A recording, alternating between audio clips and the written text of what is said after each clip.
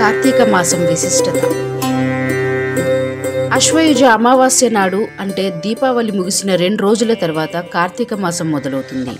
ఈ కార్తీక మాసంలో వచ్చే పౌర్ణమిని హిందువులు ఎంతో పవిత్రంగా భావిస్తారు.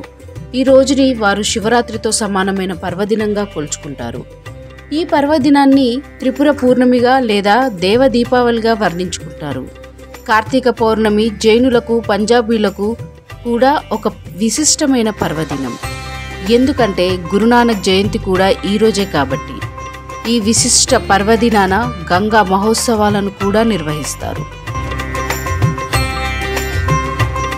కార్తీక మాసం మొదలైన రోజు నుంచి ప్రతిరోజు సాయంకాలం వేళ దీపాలను వెలిగించి సంబరాలు చేసుకుంటారు. ముఖ్యంగా ఈ మాసంలో వచ్చే సోమవారాలను, పౌర్ణమి రోజును పవిత్రంగా భావించి విశేష పూజలను నిర్వహించుకుంటారు. ఇలా నెల మొత్తం ప్రతిరోజు పూజలను నిర్వహిస్తూ కార్తీక మహాపురాణాన్ని పారాయణం చేసుకుంటారు. మహాభారతంలోని కథనం ప్రకారం కార్తికేయుడు తారకేశ్వరుణ్ణి సంహరించిన రోజే ఈ కార్తీక పౌర్ణమిగా వ్యవహరిస్తారు. అప్పట్లో తారకాసురుడు ప్రజలను అనేక రకాలుగా విసిగిస్తున్న నేపథ్యంలో కార్తికేయుడు అతనిని సంహరించాడు. దీంతో అప్పటి ప్రజలు ఆనందంతో దీపాలను వెలిగించి సంబరాలు చేసుకున్నారు. కార్తీక పౌర్ణమి అటు శివునికి, ఇటు విష్ణుమూర్తికి కూడా చాలా ప్రియమైన రోజు. ఈరోజు దీపాలను వెలిగించడంతో తెలిసి తెలియక చేసిన పాపాలన్నీ హరించుకుపోతాయని ప్రజలు ప్రగాఢంగా నమ్ముతారు. ఈ విశిష్ట రోజున సత్యనారాయణ వ్రతం చేసుకుంటారు. చాలా శ్రేయస్కరం.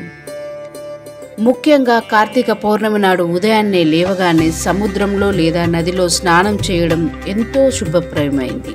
ఒక్కవేళ ఇలా స్నానం చేయడం కుదరకపోతే ఉదయాన్నే లేచి స్నానాలు చేసిన తర్వాత స్నాన జపాలు ముగించుకొని ఆలయానికి వెళ్ళి దేవుణ్ణి దర్శించుకుంటారు. ఈ కార్యక్రమాలను ముగించుకున్న తర్వాత రోజంతా ఉపవాసం ఉండి సాయంత్రం 365 వత్తులతో కూడిన దీపాలను వెలిగించాలి.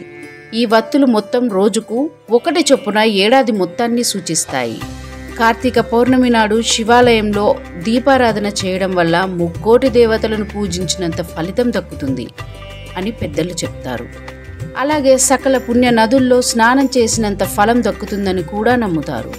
కార్తీక పౌర్ణమి నాడు చేసే దీపారాధనతో ఇహలోకంలో సుఖ సౌఖ్యాలు, పరలోకంలో ముక్తి లభిస్తుందని భక్తులు ఎంతో ప్రగాఢంగా విశ్వసిస్తారు.